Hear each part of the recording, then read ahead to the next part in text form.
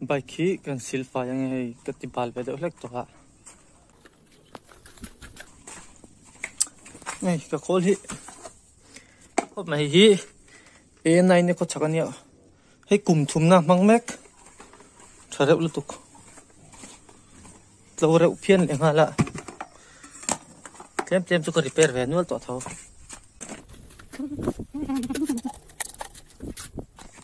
rồi hết lại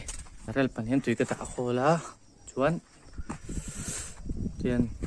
tây tiền kia chua trong tùy tuần cái đó full lại chuan tay lâu khát về rèn sẽ là chắc tụ khóc bay tùy khôi tay mắc tay chán nhỉ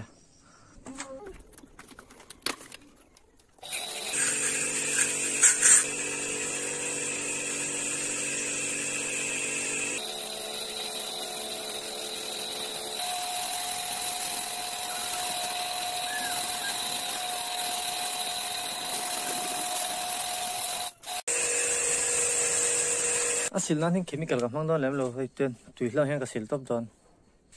lem pon che le tui la hen ka sil top don ni sat la hen ka sil ngai la phum phim nei thima le engine hi atai ta pa sil thri na san chu atai silencer hi arong dak tu em ba hian asat lai chon ka sil ngai lo sil top don kum khara chin mai chu shampoo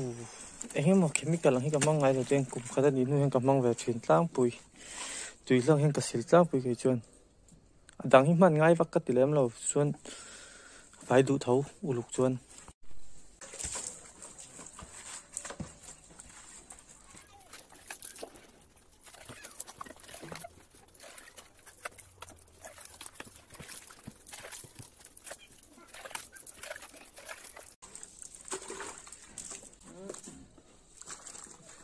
thu ta sẽ chỉ đang tập phong sắp rồi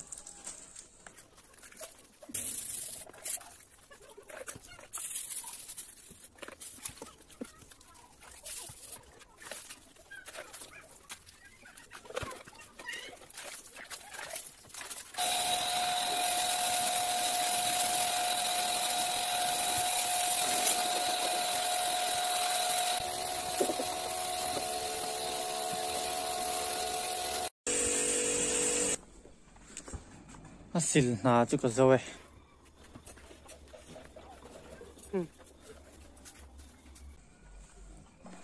ma ro ni to mai